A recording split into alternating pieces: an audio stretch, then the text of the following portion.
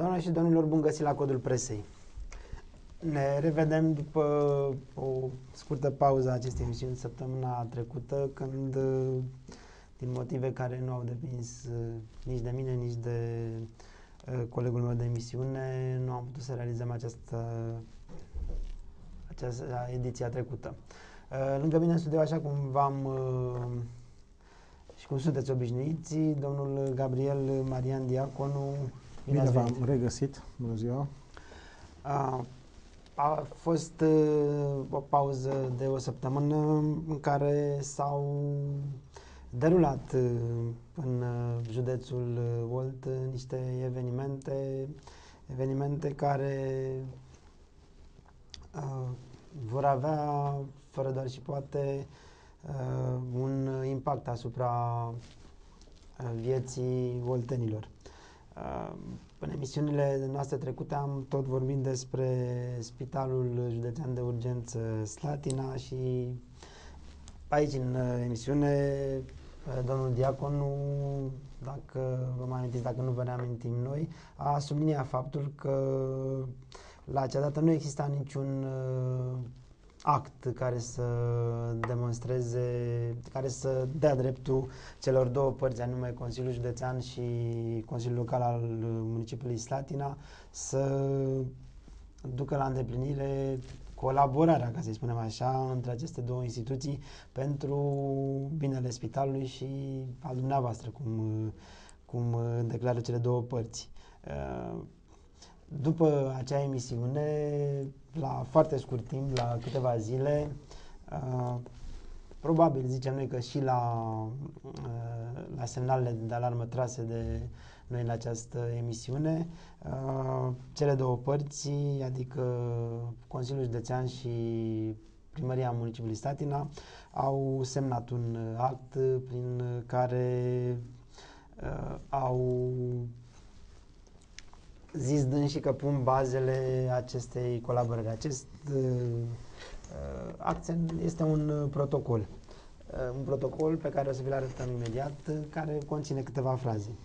Deci, domnule Diaconu, se pare că cele spuse de mine în emisiune au avut un efect asupra actorilor politici implicați în această problemă spinoasă a Spitalului de Urgență Slatina. Eu aș vrea să vă spun că, pe scurt așa,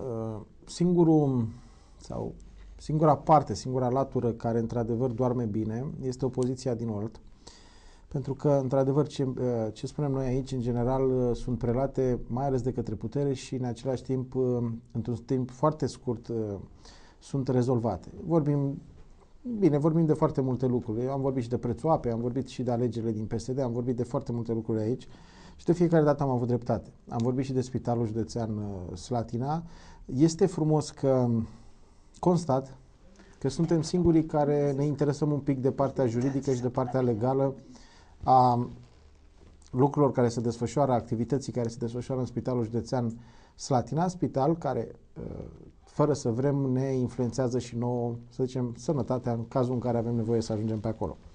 Bun, ceea ce vreau să vă spun, nu mai vreau să vorbesc foarte mult de Spitalul Județean Slatina, pentru că cei care ar trebui să vorbească sunt opoziția, PNL, PSD, care ar trebui să sublinieze lucruri foarte necurate care se întâmplă acolo, dar, așa cum ne-a învățat, opoziția în județul Olt doarme și doarme bine.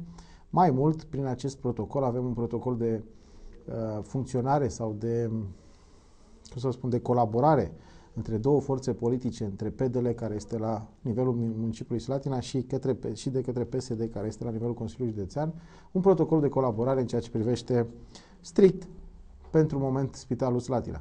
Dar este cel puțin discutabil cum a funcționat până acum Spitalul Județean Slatina, pentru că acest protocol n-a existat. La un an de la preluarea de către administrația locală, avem și semnarea acestui protocol. Bineînțeles, în Spitalul Slatina nu s-au schimbat mari lucruri. Nu știu dacă se vor schimba acum. Urmează, niște investiții care se vor face de către primărie și de către Consiliul Județean pentru a, să zicem, cosmetiza puțin Spitalul Slatina, dar, după părerea mea, Spitalul Slatina rămâne cu mari probleme.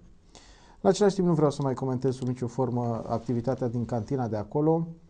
vedem un grup de interese, de fapt vedem două grupuri de interese, unul vechi și unul nou. Îl vechi se zbate pe bani mulți și cu foarte multă candoare, să zicem, cu foarte multă ardoare, să păstreze acest contract, iar ceilalți, știți cum e ca în ciocoi vechi și noi, iar ceilalți doresc să îi îndepărteze pe vechii de la Păpica și să intre ceilalți. După părerea mea ar trebui să iasă și unii și alții, iar deja celebrul contract al mâncării de la Spitalul Slatina, dacă ne referim la contractul vechi, din punctul meu de vedere este cel puțin discutabil, dacă nu este ilegal. Un contract făcut pe genunchi, prelungit de mai multe ori de către diferiți directori și văd normal ca, părerea mea este ori să se organizeze o licitație, ori, zic eu și mai bine, este să se treacă această activitate bănoasă direct în subordinea Spitalului Județean. Adică Spitalul Județean să-și dezvolte o latură de, nu cred că e cineva care nu știe să facă așa de multă bucătărie și să nu știe cum au funcționat zeci de ani, această bucătărie poate să funcționeze în continuare. Deci, probabil, ce spunem noi acum o să prindă, contractul vechi trebuie reziliat, dacă cumva s-a prelungit, eu cred că nu s-a prelungit, vedem foarte multe agresiuni și foarte multe imistiuni ale economicului în zona politicului, foarte multe presiuni și foarte multe minciuni aruncate, foarte multe informații false aruncate și toate de către acești oameni care doresc să păstreze acest contract. Acest contract, după părerea mea, este ilegal și trebuie încheiat, urmând ca apoi să se vadă dacă se va face o licitație sau dacă se va merge altfel.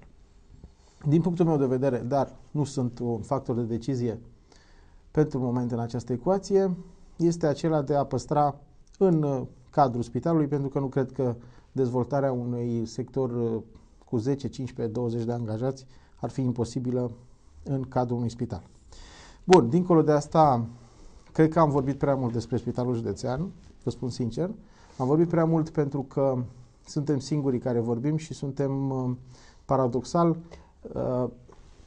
cei care am urnit niște lucruri din loc acolo. Dar nu am primit niciun fel de răspuns, să zic eu, politic, iar mediul de afaceri doarme la fel de bine ca și cel politic și atunci eu zic că dacă noi le-am ridicat anumite probleme, să și le rezolve până la urmă singuri, că este o părere proprie și personală, n-am discutat-o cu Florin mai devreme, dar cred că facem foarte multe valuri pe niște lucruri care nu sunt atât de importante. Pentru că dacă ar fi importante, cred că PSD-ul ar trebui să iasă să le explice, cred că primarul municipiului Slatina ar trebui să iasă să le explice și cred că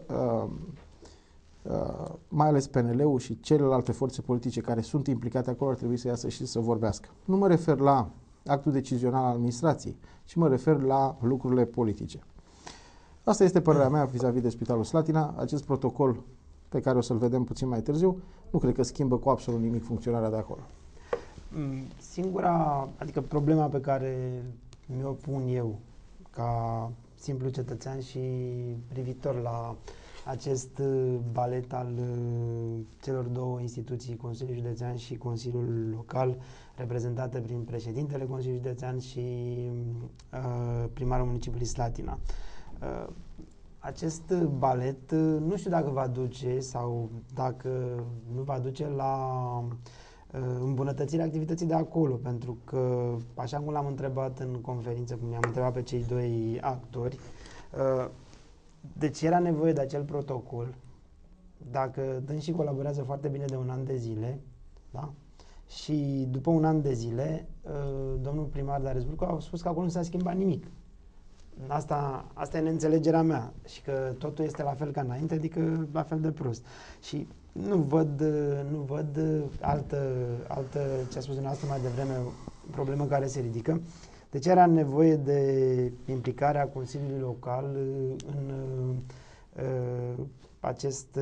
în actul de administrare al spitalului, când cu mult timp în urmă domnul Stănescu spunea că dânsul că nu se fie nicio problemă, că poate să preia spitalul și că poate să-l ducă, să zic așa. Ascultați-mă, s-a creat o falsă impresie sau o falsă temă de presă în ceea ce privește Spitalul Județean Slatina și aceasta s-a creat pentru că o zonă de afaceri, pe care nu vreau să o pomenesc acolo, acum are un interes în zona spitalului și a alimentat o parte a presei, probabil contra valoarea, achitându-se într-un fel sau altul, au alimentat această presă în vederea creării unui subiect de presă vis-a-vis, spre exemplu, de contractul acela de catering. Eu nu vreau să intru în jocul ăsta și deja cred că s-a vorbit deja prea mult despre acel contract.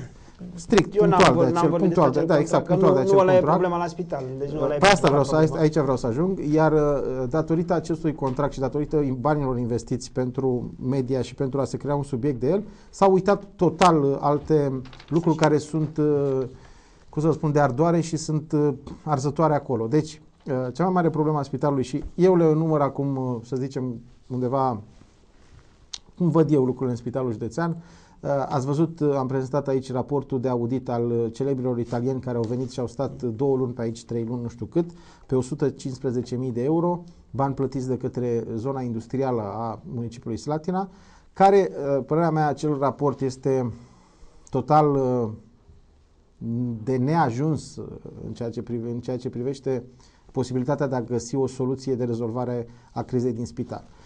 Părerea mea este că în spital nivelul investițional este zero la ora actuală și chiar dacă o să monteze televizoare în câteva rezerve și sistem de verificare pe cartele a angajaților, nu se va rezolva problema de acolo.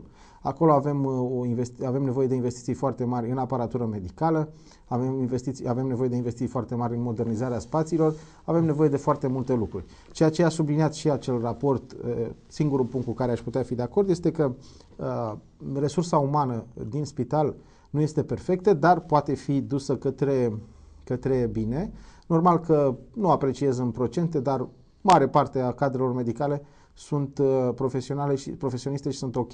În altă parte, normal că ca în orice pădure mai sunt și doctori sau asistente care ar trebui să plece. Nu vreau să vă spun câți, că nu știu, dar probabil mai există și latura aceasta. Apoi, fără aceste investiții serioase în Spitalul Slatina, nu va fi decât o manipulare de presă, iar ceea ce se va întâmpla în următoarea perioadă nu este decât intenția unui grup strict economic de a intra pe piața spitalului și de a da pe ceilalți la o parte. Acum, părerea mea este că trebuie să iasă și unii și alții și că Spitalul Județean trebuie să rămână să facă ceea ce trebuie să facă. Sănătate pentru cetățenii din județ și nu pentru anumite grupuri de interese din zona economicului. În acest fel, cred că orice externalizare nu și are rostul în acest scandal care deja este pornit acolo.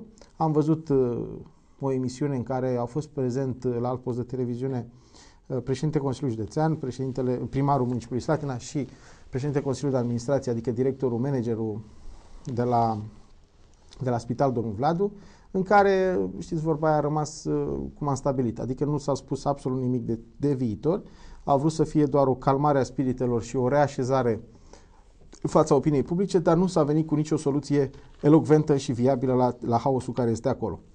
Haosul, în primul rând, din părerea mea, din punct de vedere medical, poate fi rezolvat printr-un nivel investițional și printr-un nivel de cercetare la nivelul problemelor umane. Adică se poate face foarte bine un raport de audit așa cum au făcut anul cu banii aia, pentru că ăla e, cum să vă zic, 20 de pagini, deci 5.000 de euro o pagină, foarte scump. Aș lucra și eu, promit că aș face și facultatea dacă aș mai face una să învăț. Cu 5.000 le făceam 10 materiale de genul. Au venit, spune, dacă ne dau 5.000, nu mai știu cât erau, 2 sau 3 italieni, au stat 3 luni de zile aici și ne-au dat 20 de pagini.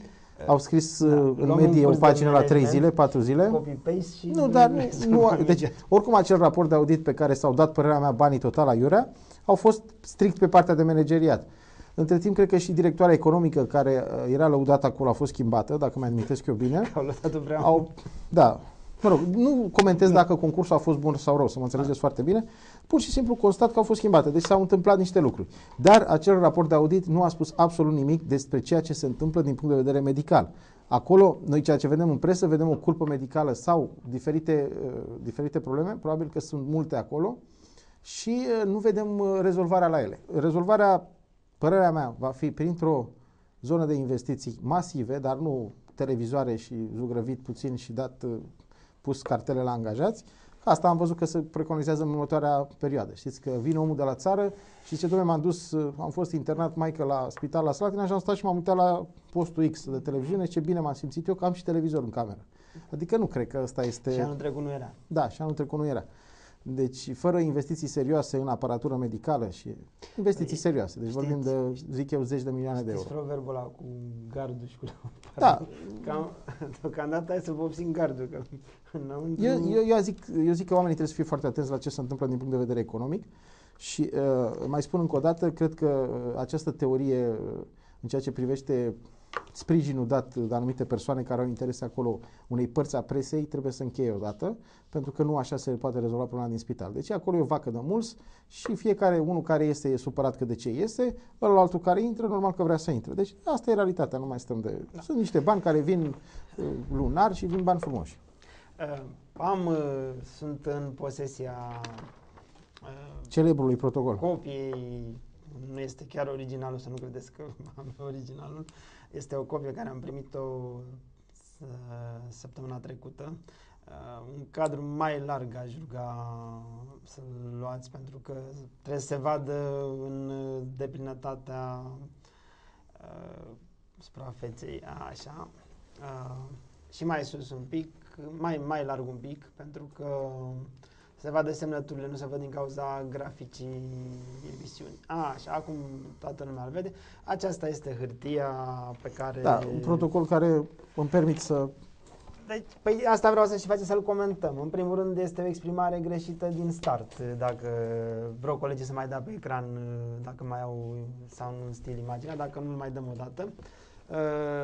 Părțile protocolului, Consiliul Județean și Consiliul Municipal, a intervenit prezentul protocol. Deci nici măcar nu spun că între cele două părți, deci părțile și a intervenit prezentul protocol.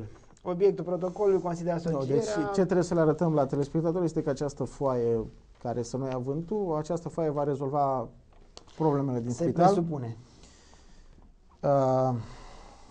Bun, deci...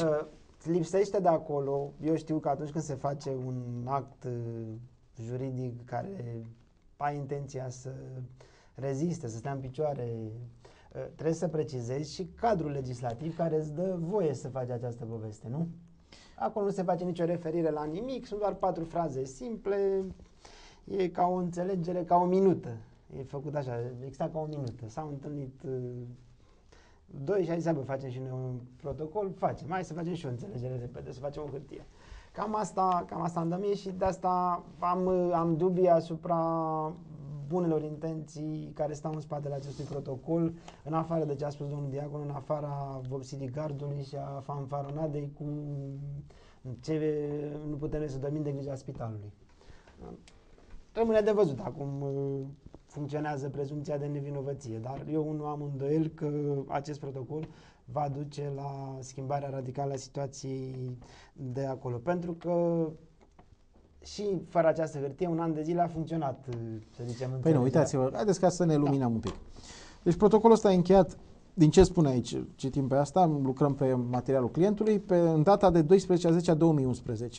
și are la bază două hotărâri, una de Consiliul Local și una de Consiliul Județean. Cea din Consiliul Local este numărul 84 pe 2004, deci din aprilie, iar cea de la Consiliul Județean este 31/03/2011, deci ambele din martie și aprilie. Bun, din aprilie și până în octombrie, vreau să vă spun că nu s-au găsit aceste, deci este vorba de 6 luni de zile în care cei doi mari conducători, unul de Consiliul Județean, altul de primărie, nu au găsit timp să semneze această foaie volantă. Bun. Acest până protocol... N-am vorbit noi în emisiune. Nu, acest protocol oricum, vreau să vă spun că nu are nu are absolut nicio însemnătate. Dar, mă rog, o să vă citesc puțin. Deci a intervenit prezentul protocol de colaborare. Sărind peste partea strict literală, că asta e. Obiectul protocolului constituie asocierea în vederea finanțării cheltuielor de administrare și funcționare a Spitalului Județean Slatina. Deci, atenție, cheltuielor de administrare și funcționare. Nu vedem asupra investițiilor. Deci, atenție ce scrie foarte bine aici. Obiectul protocolului constituie asocierea în vederea finanțării cheltuielor de administrare și funcționare. Eu așa înțeleg, îl citesc prima oară. Finanțarea cheltuielilor se va face în limita creditelor bugetare aprobate cu această destinație în funcție de necesități. Deci finanțarea cheltuielilor, atenție, nu se finanțează investiții. Suma care participă fiecare parte la finanțarea cheltuielilor de administrare și funcționare, m-ați înțeles? Deci finanțarea cheltuielilor se face în limita creditelor, spune prima oară. Apoi spune suma cu care va participa la finanțarea cheltuielilor de administrare și funcționare. A Spitalului de Urgență Slatina nu va depăși 50% din valoarea totală a cheltuielilor. Adică poate să vină cu maxim 50% din cheltuieli. Cei doi, nu știu cât vine fiecare. Prevederile prezentului protocol pot fi modificate numai cu acordul prealabil al ambelor părți. Da. Și s-a terminat. Prezentul protocol a fost încheiat astăzi 12/10 în 4 exemplare, câte 2 pentru fiecare parte. Deci, ceea ce putem să știm este că în 4 exemplare. Adică sunt 4 foi. Eu zic că, nu știu, e de râs protocolul ăsta, adică nu știu dacă trebuie să mai vorbim, că nu avem despre ce vorbi. Am cerut la prefectură un punct de vedere asupra legalității pe care așteptăm să-l elaboreze, pentru că... Nu, dar asta era mai bine un contract de sponsorizare și dădeau bani fiecare la Spitalul Județean și era mai bun decât, sau de donație. Deci, departe de a fi cârcotaj numai de dragul de a spune că vezi, Doamne, uite ce au făcut ăia, dar modul în care este scris mie unuia, ca simplu cititor, că mi se pare că e făcut pe genunchi. Cât mă pricep eu la lege, să știți, acest protocol nu are nicio bază legală, părerea mea, pentru că, efectiv, nu știu cum poate primăria municipiului Slatina să dea bani de cheltuieli atâta timp cât nu are nicio treabă, juridic vorbind, cu Spitalul Județean. Da, și la fel, Consiliul Județean, Spitalul Județean, da, este teritorială care dă bani pentru funcționarea unei instituții publice. Unei instituții care este a altei unități administrative teritoriale. Asta care funcționează pe o lege specială, adică este total, acest protocol, părerea mea, este zero barat. Rămâne să vedem. Deci dacă se dau bani, oricum trebuie să... Nu, dar dacă... Pe care juriști? De la prefectură. Pe dumneavoastră credeți că Moisiu, care stătea în anticameră, care era secretarul lui Darius, va zice vreodată cândva ceva? Haideți, mă rog, dar trebuie să exprimăm un punct de vedere. Spune, da, domne, este ultra dar atenție, legal. Ei nu... Deci cel mai important lucru care mi se pare mie este că ei nu finanțează investiții. Deci ei finanțează cheltuieli. Deci o diferență conform acestui protocol. Ne așteptam să vedem niște planuri de investiții, niște, mă rog, baza legală în care se împarte anexă să fie hotărârile de Consiliul Local cele două. Păi, dacă nu mă înșel, hotărârea de Consiliul Local a fost reluată de câteva zile sau nu? Da, nu mai știu care e situația la hotărârea asta de Consiliul Local, nu mă bag în ea, dar vreau să vă spun că acest protocol e de râs.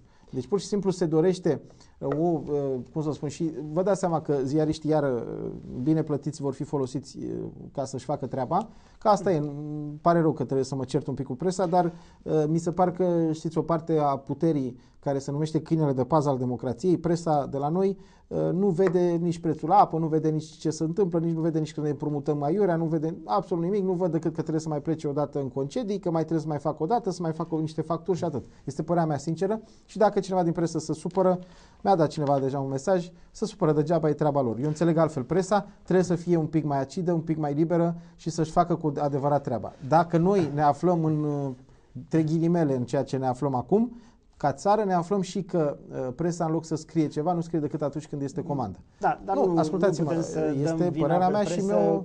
Da, e părerea dumneavoastră. Este părerea mea și mi-o asum. Deci atâta timp cât un ziarist de aici vine și discutăm împreună prețul la apă, iar apoi tot ceea ce înțelege el să facă mișto și 2 milioane și ceva de euro din buzunarul slătinenilor să dispară și lui tot ceea ce îi se pare este ca în ziarul lui să facă mișto, atâta timp cât vedem cum ziariști care au pornit la drum independenți și curați și, cum să vă spun, neabătuți, pun imediat, nu mai vreau să zic că nu se poate spune aici, pun imediat și se joacă pe banii altora pentru a face, nu al face altceva decât reclama altora. Asta e realitatea. Dacă ei se supără pe mine, oricum nu mă interesează de ce va scrie presa despre mine, o să vină vremea când o să fiu iară pe prima pagină tăvălit bine, dar nu mă interesează chestia asta. Revenind la Consiliul Județean și la Consiliul Local, acest protocol, mie îmi pare rău că sunt doar 4 exemplare, că face imposibilă utilizarea și de alte scopuri. Dar, ce să vă spun, eu zic că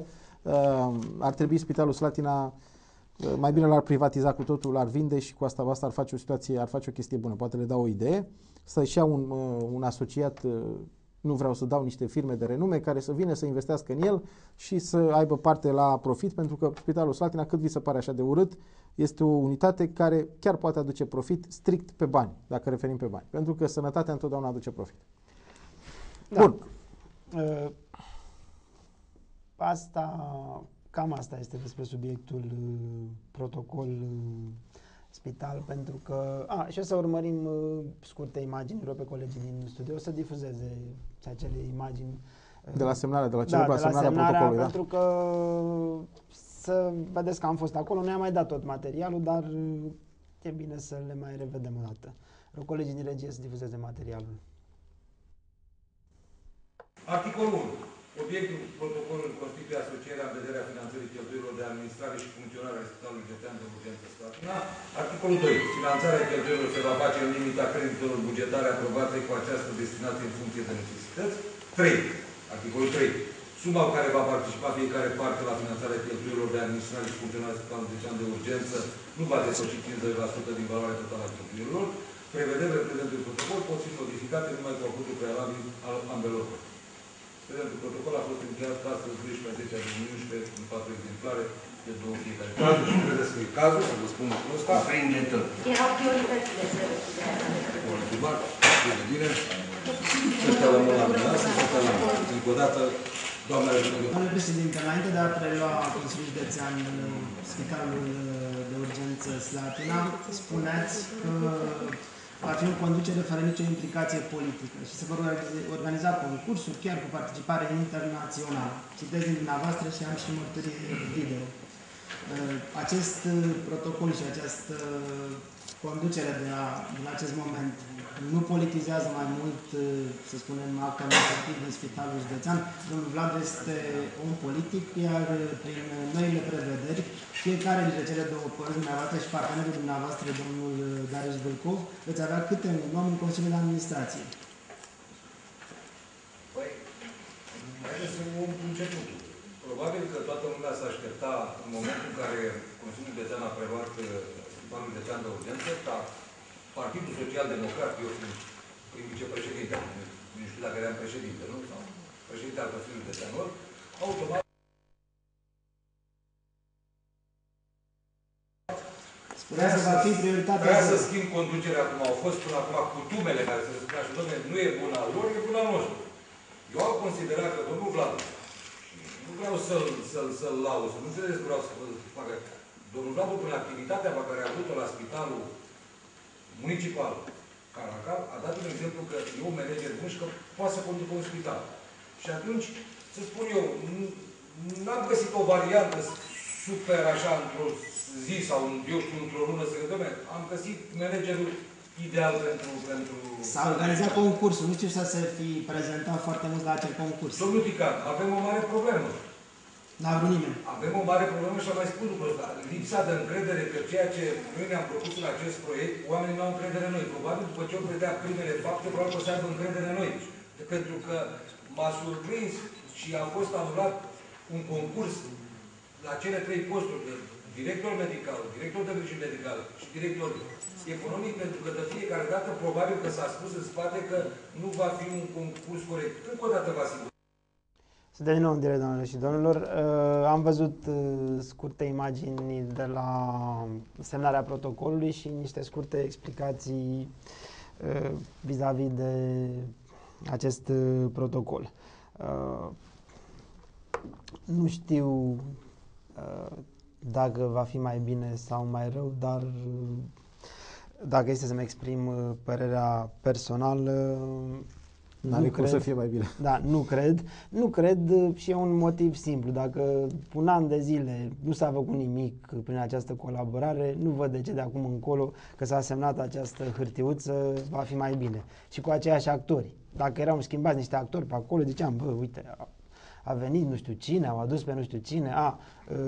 Am uitat să precizez că fiecare, adică și președintele Consiliului Județean și primarul își vor pune câte un consilier fiecare, deci al primarului și al președintelui Consiliului Județean, care va fi în Consiliul de Administrație. Înțelegeți? Cum se simplifică actul administrativ și cum se simplifică schema și cum se fac economii? Cam așa se fac. Rămâne de văzut și noi o să urmărim acest subiect, pentru că cu sau fără voia noastră și din nefericire pentru noi și pentru dumneavoastră, cred că va rămâne un subiect de primă pagină destul timp de acum încolo.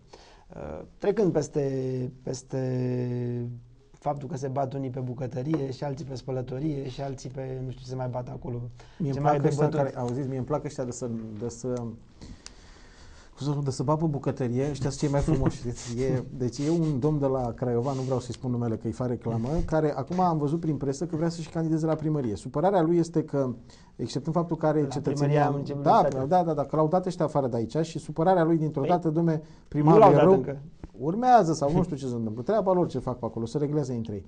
Și supărarea lui, ce domne, candidez la primărie. Ca să vedeți, știți, deci minte, cum să spun, dacă unul gândește că are și el niște bani în buzunar, crede că toată lumea trebuie să stea la picioare și după aia trebuie să mai zice, domne, hai, cumpăr eu și funcția asta. Nu e chiar așa. Adică chiar mi s-a părut total deplasată declarația acelui om, nu vreau să-i spun, probabil de asta și-a încheiat activitatea aici în spital sau și-o încheie, pentru că dacă judecă pe toate așa, cu domne, am bani și cumpăr orice, nu prea merge, știți? Eu am văzut articolul din presă, am râs. Până acum am mers, să știți. Da, am văzut chestia aia cu iubesc Slatina și eu nu mai las pradă jefuitorilor. Deci am văzut filme multe SF, dar acum trebuie să mă uit și la desene animate ca să înțeleg oamenii ăștia. Da? Lăsând bucătăria asta la o parte, că e vorba de bani, asta e, oamenii își apără banii și crezând că dacă se bagă un pic și în politică, poate să-și apere interesele financiare. Părerea mea este că, mă rog, cetățenii ăștia din Craiova nu prea au ce face până Slatina să candideze, au ei treaba lui acolo, să candideze împotriva lui Solomon, dacă vor, treaba lor. Adică e chiar rușinos să îți anunți o candidatură pentru simplu fapt că te dau ei afară de la spital, știți? Deci parcă cetățenii din Slatina ar fi veniți cu plupa. Poate a spus și omul la supărare. Da, a spus la supărare. Cred că a băut whisky american seara și poate între timp. Păi nu, asta e realitatea. Sau... Nu, asta e realitatea, dar mie mi s-a părut așa haioasă, știți, modul de abordare și presa de aici care a sărit imediat, că asta e. E haioasă. Păi, da. Mă gândesc să mă supăr și eu pe Păi candidați nu, dumneavoastră v-a supărat cu Stănescu, candidați la Consiliul Județean. Candidez la primăria Slatina, cum zicea domnul Stan, domnul deputat Stan, domnule, că dacă nimeni nu se găsește... Da, mă găsesc eu și candidez. Mă fac eu buletin și candidez. Păi și ăla trebuie să-și facă buletin, care e cel la buletin de Slatina, ce aveți? Păi nici eu n-am. Trebuie să-mi fac și eu buletin. Dacă fac ăștia alegerile mai repede, nu mai poți, că 6 luni înainte, știți? Da. E de râs, deci dacă sunt alegerile la termen, mai încă timp de făcut buletine. Nu, dar eu credeam că oamenii, dacă mai înaintează în vârstă, mai au și intelect. Nu, domnul Stan chiar l-am admirat că a zis-o omul, să zic, cinstit. A zis, domnule, ce dracu, nu se atât de cinstit, stați puțin, atât de cinstit că poate să zică domnul Stan. Da, nu, dar ideea la domnul Stan a fost următoarea. Nu se mai găsește nimeni să candideze, preferindu-se, probabil uitându-se la propunerea de candidat la domnul Oprescu, la domnul Brătoi, înțelegeți? Și a zis, domnule, dacă nimeni nu vrea și nu aia, hai că mă sacrific eu acum, știți cum e chestia aia, domnule, dacă partidul vrea, acum eu n-am ce să fac, mă duc acolo, eu nu vreau, da. Așa făcea Monica Rizzi, știi, când candidat, zice, domnule, eu nu aș vrea, domnule, să candidez. Domnule, dar dacă partidul, dacă oamenii, dacă mă opresc pe stradă și îmi zic să candidez. Domnul Stan a fost chiar simpatic, chiar m-a plăcut la fază. Și nu cred că nu-l văd pe domnul Stan candidând la primăria Slatina, acum a cinstit. Dar măcar s-a gândit să trezească niște orgolile slătinenilor, că, deci, doamnelor și domnilor care ne priviți, încă mai este timp pentru doritorii de candidaturi, da, să-și depună. Care nu au dar vedeți că nu le puteți depune, dar nu le puteți depune acum că nu știți încă actele, trebuie să apară legea și după aia citiți legea, vedeți ce acte trebuie și după aia. Da, promitem să poate dăm, apare legea nouă, zice, cu un an mai. Poate apare la Craiova întâi și după aia vine la noi, știți? Da. Poate ei au un avantaj acolo, nu știu. Apare monitorul oficial mai repede acolo. Da. Uite, mă gândesc și eu, dacă tot e la modă, poate este ceva din treaba asta, nu? Dacă tot e îngrămădat la candidaturi, poate, nu știi. Oricum, auziți, ideea este că, bine că mai vorbește cineva de candidaturi, că, cum le zice, PSD-ul? Marius Oprescu, mai trăiește, mai există? Asta vreau și eu să... Dacă vrei să-l... Deci, ascultați-mă, că nu vreau să fiu răutăcios, că sunt și eu în zona construcțiilor, dar dacă vrei să-l vezi pe Marius Oprescu, trebuie să cumperi balast de la el. Că te duci și-l găsești în balastier.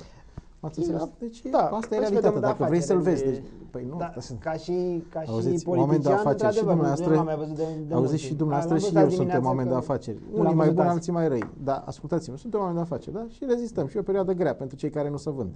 Cei care se vând, știți? Da, mă rog, asta e. Vedem că acum presa scrie că a început varianta ocolitoare și tăvărește pe aia de acolo, că nu știu care sunt, mă rog. Care varianta ocolitoare? La Caracal, că la Slatina n-are cum. Da, la Caracal. La Caracal, tocmai asta este... Păi dumneavoastră vedeți vreodată, vreți să vedeți în următoarea perioadă de timp al emisiunii. În mandatul Vâlcu, vreți să vedeți ceva pe la Slatina, centură ocolitoare? Păi, nu, vă spun că am fost ieri la Caracal și... am fost pentru că am vrut să văd că într-adevăr se face acea centură ocolitoare, că mă gândeam că poate fi și vreo poveste, cum a fost și de la Slatina. Vă aduceți aminte cu scandalul, cu Și am zis, bă, poate și domnul Angel pe acolo să fi lăudat și el că face variantă ocolitoare, face centură și... Na. Deci am fost, am văzut, am și dat materialul și până la urmă este de felicitat domnul Angel că nefiind la putere, deci nefiind primar la putere, a reușit să atragă acea finanțare europeană și de la guvern, deci este 65-35% parcă, și să facă acea variantă ocolitoare. Dar ieri, la acea conferință de presă, vă spun că m-am întristat foarte mult, pentru că am avut o revelație și mi-am dat seama că Slatina nu va avea Slatina va fi ocolită de acel culoar de transport care, conform contractului între compania americană Ford, că bănesc că nu zice nimeni că îi fac reclamă, și Guvernul României, trebuia să unească Craiova de București prin Slatina, Balș-Slatina, printr-un drum expres, pe care s-au cheltuit niște bani destul de mulți pentru studii de fezabilitate, pentru pregătirea pentru expropriere și așa mai departe. S-au tăiat copaci și alte lucruri s-au întâmplat. Dar acolo reprezentantul CNADR ne-a lămurit foarte clar. Reprezentanta. Era reprezentantul, o doamnă. Ne-a lămurit foarte clar că până la urmă acel drum expres întreg, adică va fi legată Craiova de București printr-un drum expres care va trece Caraca, Roșiul de Verde, Alexandria, adică departe de Slatina. Am să rog colegii să redifuzeze și acel material vis-a-vis de celebra centură ocolitoare a municipiului Slatina, pe care domnul Darius Vâlcov o anunța, dacă vă mai aduceți aminte, și erau niște oameni răi. Acum 2 ani, nu așa? 2 ani, da. Erau niște oameni răi acolo care nu vreau să le treacă să dea autorizație, să le treacă pe la fereastră traficul greu. Și dacă nu au vrut 2-3 oameni de acolo, din Salcia, a zis, bă, nu mai facem, gata, asta e. Rog colegii să dea materialul.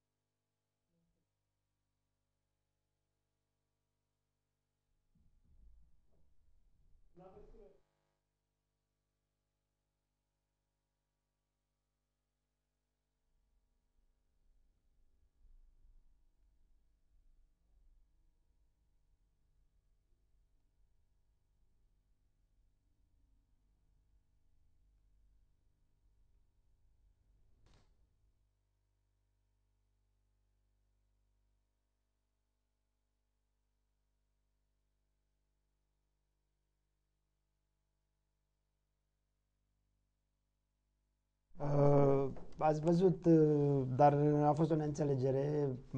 Vreau să dea știrea, colegii mei au zis că să comentăm noi. Nu este de comentat, îi rog încă o dată să difuzeze știrea, nu să vorbim noi peste material, pentru că spune doamna de la CNADR ce este de spus, nu vrem să-i punem noi. Oricum am văzut că au început să au început lucrările și le-au început frumos. Colegii din regie, puteți să dați materialul cum trebuie? Vă rog, difuzați-l atunci.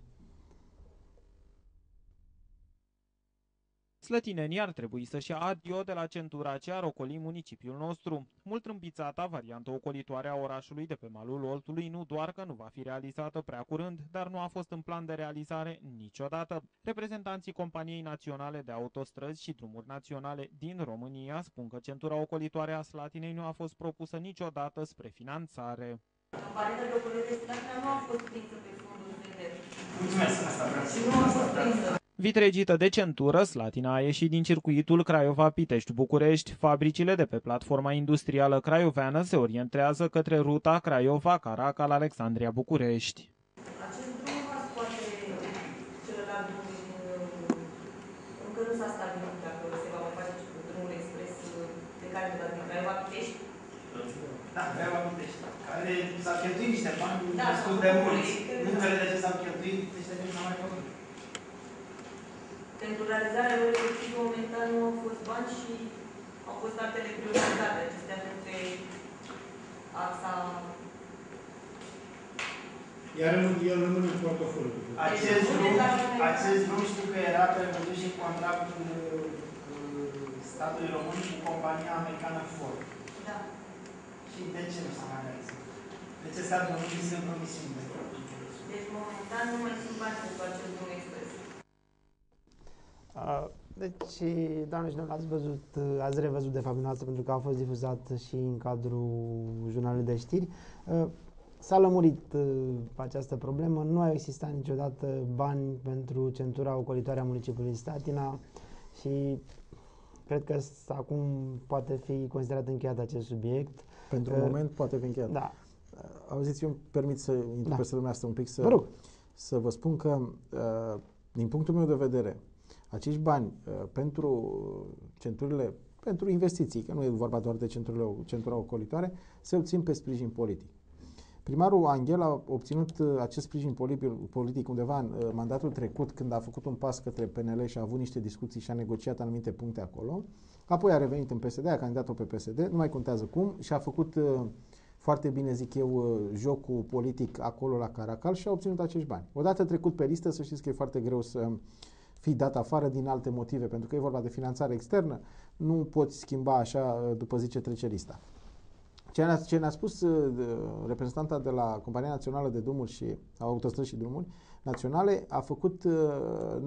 n-a făcut decât să întărească că, din punctul meu de vedere și din păcate pentru noi ca și slătineni, singura posibilitate de dezvoltare a municipiului Slatina s-a făcut pe împrumuturi. Acum deci nu avem bani veniți, să știți, mai avem acum niște proiecte europene venite, care și proiectul ISPA, să știți, care e început undeva prin 2000 și nu știu cât, foarte de mult. E pe mandatul, este proiect făcut pe mandatul lui Genel Copilău. E început foarte de mult acest program ISPA, care înseamnă apă și canal, deci nu este o realizare sub nicio formă nu este o realizare a administrației Vâlcov, la fel cum nu este nici o realizare a administrației Vâlcov banii obținuți prin fonduri europene pentru parcuri și chestii de genul ăsta. Pentru că pur și simplu pe fonduri europene, dacă te miști foarte bine și depui aceste proiecte, la început, normal că vei avea șanse. Ceea ce avem noi ca problemă a bugetului este aceea că nu avem bani ca să asigurăm cofinanțarea și să asigurăm lucrările care sunt neeligibile.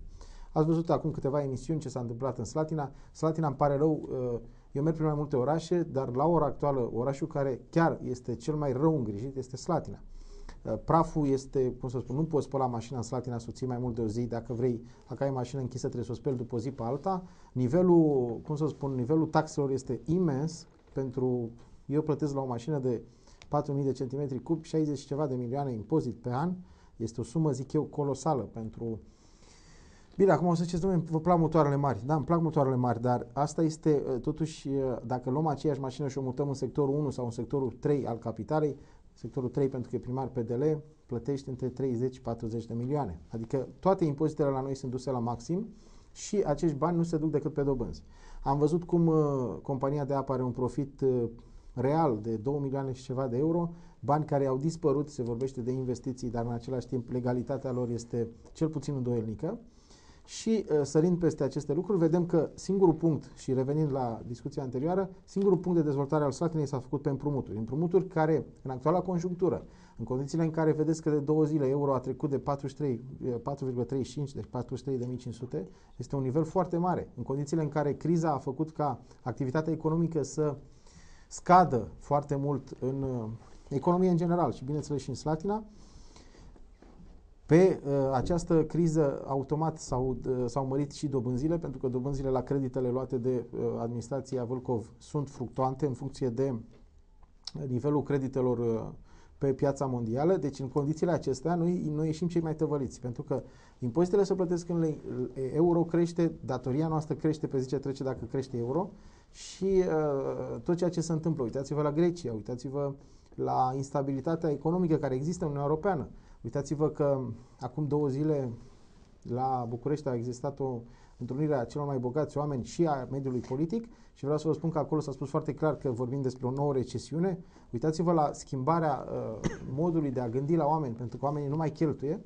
Dacă le punem cap la cap pe aceste toate, vedem că Slatina nu a avut acces la fonduri guvernamentale, ceea ce a dus la îndatorarea peste măsură a municipiului și la creșterea impozitelor într-un nivel alarmant.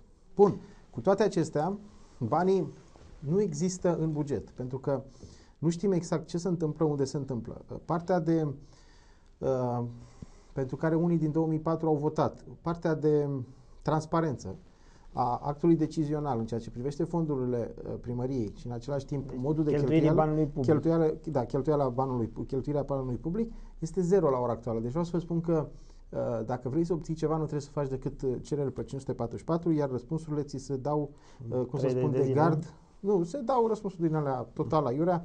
Vorbesc și de primăria municipiului Slatina și de Consiliul Județean.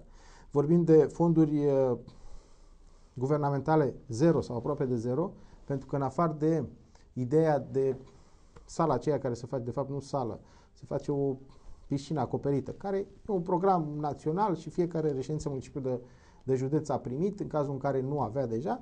Deci este un program care nu are de Vâlcov un merit extraordinar, iar în afară de acei bani, restul sunt...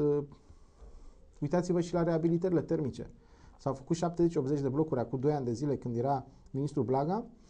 Apoi, acum se reabilitează blocul primarului și încă vreo 10, 15, 20. Blocuri cu 4 etaje, în condițiile în care înainte s-au reabilitat blocuri cu 10, 11 etaje, cu 10 etaje. Deci, în condițiile astea, vedeți că trecerea administrației locale la nivel central este zero sau aproape de zero. Asta e realitatea, să știți, o concluzionăm uitându-ne la ce se întâmplă. Nu trebuie să fim răutăcioși, pur și simplu vedem ce se întâmplă. Acești bani lipsesc. Dacă noi am avea bani să facem această centură de ocolire, ar fi pentru Slatina, cum să vă spun, un pas nu imens în față, ar fi pur și simplu o realizare, să zicem, s-ar naște a doua oară. De ce? Pentru că s-ar naște o zonă industrială în jurul acestei centuri. Podul Olt, să știți că are destul de mari probleme ca și rezistență, pentru că, și ați văzut odată la câțiva ani de zile, este închis pentru reparații. Deci noi, automat această centură și drumul expres, dacă se face pe zona Alexandria, pe partea de sud, pe partea de jos, automat Slatina va fi ocolită din punct de vedere economic, să știți, și va avea o problemă foarte mare. Și investițiile se produce în partea. Pentru că, automat, da. Deci un om care investește, care vrea să facă, spre exemplu, să lucreze cu Fordul la Craiova, vă dați seama că nu va veni să investească la Slatina, se va duce și va investi la Caracal, pentru că are forța de muncă mai ieftină și are drumul mai bun. Deci, pe circuit, exact, pe circuitul Ford, da. nu e în afara circuitului. Atunci noi ne plasăm și în afară de marea construcție Pirelli, care a fost făcută, și pot să vă spun clar că ideea a fost începută înainte, în mandatul Păunescu, pur și simplu în 2004 a fost continuată și dusă la bun sfârșit, dar datorită voinței italienilor. În afară de acesta nu ne putem lăuda cu absolut nicio investiție în județul Olt, în Slatina, o investiție majoră care să schimbe într-un fel sau altul. La fel cum sar dintr-una într-alta, dar vreau să vă spun că e o problemă foarte mare, Slatina nu mai are spațiu geografic de dezvoltare. Zona teritorială a Slatinei este mult prea mică. Nu s-a lansat deloc ideea unui spațiu, ați văzut cei care ați fost la mare, Constanța a făcut o zonă metropolitană, ați văzut Bucureștiul vorbește de zonă metropolitană. Și în Argeș se vorbește și peste tot. Zona aceasta metropolitană înseamnă înghițirea... Alipirea comunelor limitrofe. Da, exact, alipirea comunelor limitrofe. Ba mai mult acum, dacă ne uităm pe ultima schemă publicată de presa națională, pe ultima discuție, vorbesc și vă pot căuta să vă arăt, schema de reorganizare teritorială spărgea și desfința efectiv județul Olt, se oprea undeva pe râul Olt și Slatina trecea ca și organizare de către regiunea Argeș și capitala la Pitești.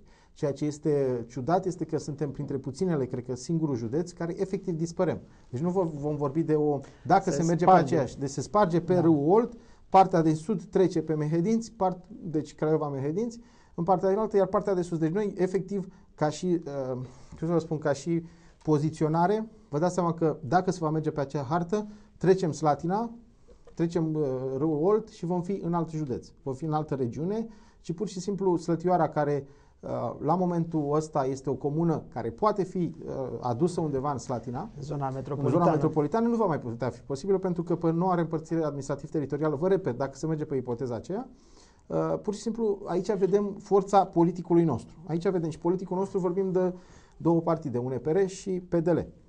Cel care este guvernant, cel care este artistul principal, să zicem, la guvernare este PDL-ul. Deci aici vedem posibilitatea lui Vâlcov. Dacă se va merge pe această reorganizare, vom vedea că un primar de municipiu și președinte de partid nu va mai fi capabil să-și gestioneze teritoriul, pentru că nu va mai exista teritoriul lui. Nu va mai avea ce să gestioneze. Exact, nu va mai avea ce să gestiona. Ne vom duce la Corabia în alt județ. Iau o grada. Ne vom duce la Balș în alt județ. Ba mai rău, ne vom duce la Piatra Oltă în alt județ. Deci va fi un haos total dacă se va merge pe acel lucru. Haos, de ce vă spun haos? Va fi pur și simplu desfințat județul. Iar politicul de la noi ar trebui să ia măsuri și ar trebui să spună clar, doamne, peste noi nu se trece, faceți reorganizarea, dar faceți astfel încât județul Olt să rămână și să se anexeze pe granița actuală. O regiune. Da, pe o regiune, dar pe granița actuală. Pe când ce a fost prezentat în presă a fost pe nivelul râului Olt, deci pur și simplu Oltul ar fi tăiat în două și s-ar duce unul către o regiune, unul către o regiune. Da, vă spun și de unde provine, pentru că fără să vreau am informația asta. De unde provine această, apropo de forța președintelui de organizație locală a PDL. Această idee de alipire a unei părți din județul Olt și județul Vâlcea la județul Argeș vine de la senatorul Mircea Andrei, care este președintele PDL din Argeș. Dânsul a venit cu această idee și care văd că a avut trecere. Asta înseamnă că domnul Mircea Andrei a avut trecere acolo undeva sus, iar domnul Darius Vâlcov n-a avut sau nu l-a interesat. Nu? Eu zic că nu are, deci nu are. Deci nu are, da, asta e concluzia, pentru că un președinte, acum sincer vorbind și cinstit, vă spun iarăși din ce am văzut. Vă dau exemplu iarăși de la Argeș, care îl cunosc bine. Argeșul cât a avut oameni și a fost la putere un partid, vă dau exemplu când a fost PSD-ul, acea centură care s-a făcut foarte frumoasă s-a făcut datorită faptului că a existat în Argeș și era senator de Argeș Nicolae Văcăroiu, care era președintele Senatului și care s-a dus și a luat pe ministrul Mitrea de mână, l-a adus acolo, i-a arătat și a zis, bă, uite, e nevoie, uite, oamenii ăștia au făcut niște studii, e nevoie asta ca să decongestionăm traficul și aia, fă aici, că uite, Argeșul se aduce 1% din PIB și face și drege. Și Mitrea n-a avut ce să facă până la urmă. A zis, da, bă, facem pe acolo centură. De asta zic, la Olna l-am văzut pe domnul Darius Vâlcov luându-l de mână pe domnul Berceanu, că am mai spus asta când se ducea la Craiova, să zic că, bă, domnul Berceanu, domnul ministru, uite, vină și plimbă-te și dumneata cu mașina de teren pe centura asta care este, ați văzut cum e. E un fel de teren de test, are denivelată de fiecare dată. Acum, vă spun sincer, dacă mă duc și spun cuiva din țară, mă întâlnesc, că mă mai duc pe la diversi prieteni, pe la așa, și le spunea de Slatina. Slatina e ala cu centura aia care vine și face mașina așa când ajung pe ea. Înțelegeți? Pentru că asta țin oamenii minte când tranzitează orașul. Țin minte că e o centură foarte denivelată, eventual plină de gropi. Așa zisă centură, că nu este, e o varianta spre Craiova, de la Pitești spre Craiova. Deci dacă domnul Darius Vâlcov și nu numai domnul Darius Vâlcov, și mai există niște parlamentari din PDL de Olt, parcă se numesc domnul Niță, nu? Și domnul Daniel Bărbulescu, nu? Da. Există, mai era nu? și Bobeș, dar s-a dus înapoi la PSD. Domnul Bobeș a ieșit de la PSD, nu a avut nicio contribuție. Auziți, ce vreau eu să subliniez următorul lucru, ca să vorbim foarte deschis și foarte direct. Deci vedem că actuala putere dorește, așa cum vede ea, nu știu dacă e bine sau rău, asta o vom vedea peste timp, reorganizarea și socială a României, și administrativă și politică, aș zice. Decizia de mutare a alegerilor, care a fost luată deja, și de comasarea alegerilor, este prima decizie mare din punct de vedere politic privind alegerile luate după Revoluție. Deci până acum s-au ținut tot timpul la timpul lor. PSD-ul, care era tăticul tuturor la un moment, nu a luat această decizie. Ei bine, acum au luat-o și vreau să vă spun că probabil, nu este sigur este momentul în care apare legea, dar probabil decizia politică, știind de către mine, cel puțin o cunosc că a fost luată deja, decizia politică a fost luată să se comaseze aceste alegeri. Deci este un prim pas. Dacă cineva crede că nu se va face și această reorganizare administrativ-teritorială, părerea mea este că nu-l cunoaște bine nici pe Traian Băsescu, nici modul de lucru al Partidului Democrat Liberal. Deci, la acest moment avem șanse maxime ca această reorganizare să facă. De ce această reorganizare? Pentru că automat aceste regiuni vor reașeza politic absolut alegerile, din nou. Pentru că odată se comasează și în al doilea rând veți vedea că regiunea Olteniei, spre exemplu, se știe că este o regiune pierdută, da? Pentru PDL. Dar în același timp există vreo 2-3 regiuni care intră în joc. Chiar și regiunea Constanța, spre exemplu, unde dacă le lipești cu celelalte județe, Tulcea și Galațiu, veți vedea că, sau în partea, nu știu cum vor fi, deci cum se vor așa, veți vedea că politic vorbind se egalizează forțele. Da, deci această reorganizare este făcută în interesul puterii actuale pentru a-și maximiza și în interesul puterii, să știți. Da, pentru că se vor maximiza pe această zonă și pur și simplu se vor arunca toate organizațiile de partid într-un haos total, pentru că dacă, spre exemplu, vorbim de Olt, cum reorganizezi Oltul, cum rămâne Vâlcov președinte dacă îl spargi, pentru că pur și simplu va fi în regiunea nouă, cum este primarul de la Balș la momentul ăsta. Primarul de la Balș e bine, să vorbim deschis, la PNL. Dar va fi undeva de la Pitești, știi că, dom'le, mai e un oraș acolo, un municipiu, la trecerea, când treci acolo, în regiunea ailaltă, știi că mai e un municipiu Slatina, ăla e acolo. Da. Adică va fi total izolat. Iar decizia asta ne va afecta foarte rău, pentru că pierzând puterea politică vom pierde și foarte multe fonduri. Deci toate fondurile noastre vor trece prin Argeș. Este un lucru foarte grav. Una este să fim alipiți de Craiova, una este să fim alipiți de Pitești. Să știți că se vor schimba foarte multe chestii de genul ăsta. Iar dacă cineva crede că această reorganizare nu se va face, eu personal vreau să vă spun că nu cred că nu se va face. Eu cred că se va face. Pur și simplu se negociază la momentul ăsta foarte bine cu UDMR-ul, astfel încât și UDMR-ul să-și rezolve problema lor. Pentru că și UDMR-ul are o problemă cu apariția noului partid PCM, sau cum este Partidul Maghiarilor din România, sau mă rog, nu știu cum se numește, lui Laszlo Tokes. Bun, deci și ei trebuie să-și rezolve o problemă. Și luând toate aceste lucruri, veți vedea că probabilitatea maximă, sau intrând în logica mea, probabilitatea maximă este aceea de a se face reorganizarea. Iar dacă noi, ca și lideri politici, de aici, noi, nu eu, noi, cei care suntem din Slatina, nu avem capacitatea de a ne apăra acest interes, vom deveni o anexă mică la județul, la regiunea, sau la Plasa, cum se numea pe vremuri, nu știu, două anexe asta la două regiuni vor fi. O bucată la Argeș și o bucată la Craiova. Da. Și practic... Deci dacă vă gândiți, scuze că vă întrerup, la primele hărți privind reorganizarea, forma județului Olt era păstrată. Nu, dar era păstrată și era lipită total către Craiova. Pe când în ultima a apărut în presă, nu știu dacă e reală, dar e clar că se negociază, de undeva iese. Eu vă spun că această idee a senatorului Andrei este promovată de câteva luni de zile și este foarte puternic susținută de către senatorul Andrei, pentru că dânsul, tot la fel, pentru a-și maximiza, și-a făcut calcule în Argeș, n-are nicio șansă de a se președinte Consiliul Județean în actuala organizare, dar cu această spargere și cu Slatina venită, care se zicem că este portocalie, și cu Vâlcea, Râmnicu Vâlcea, care este portocalie, înțelegeți, are șanse. Da. Deci e tot un calcul politic făcut, v-am zis, de un lider PDL, dar care, spre deosebire de domnul Darius Vâlcov, este un lider puternic, care este un lider care are trecere la București, a fost ales președintele Comisiei de Politică Externă și nu știu ce a PDL. Adică, v-ați adus aminte. Dacă reprezentanții PDL-ului la Convenția Națională a PDL-ului și aduceau aminte, Darius Bogdan Vâlcov, încă primarul municipiului Slatina, la un moment și-a anunțat retragerea dintr-o candidatură de secretar sau vicepreședinte la ce candida el acolo, menționând clar la cei care au participat acolo că el va fi președintele Comisiei de Administrație. Acum 2 zile, 3 zile au avut loc, vineri sau sâmbătă au avut loc alegerile la nu seamănă cu dânsul cel care a fost ales. Da, a fost ales Ghiță Falcă, primarul municipiului Arad, la Comisia de Administrație, nefiind niciodată în discuție Darius Bogdan Vâlcov ca și candidat aceasta. Deci aceasta arată foarte clar, pentru că acest președinte al Comisiei de Administrație intră în Biroul Național al Partidului Democrat Liberal și are o forță fantastică.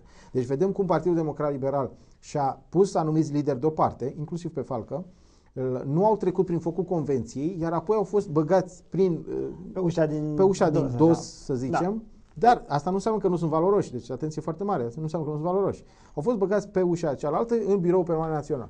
Ori, dacă noi aveam imaginea aia de primar tânăr, frumos, drăguț și bun la toate, și acolo la București, vreau să vă spun că era mult mai bine susținută. Ori un președinte de comisie, un om care există în Biroul Permanent Național, și aici aș vrea să sar puțin și să vă spun cum se ia deciziile în Biroul Permanent Național. În momentul în care este liniște și pace, Biroul Permanent Național, normal că lasă să mai intre și președinți de organizații și oameni care se mai duc pe acolo cu diferite probleme și discută și stau și asistă acolo cu gură cască. Dar n-au drept de vot. N-au drept de vot.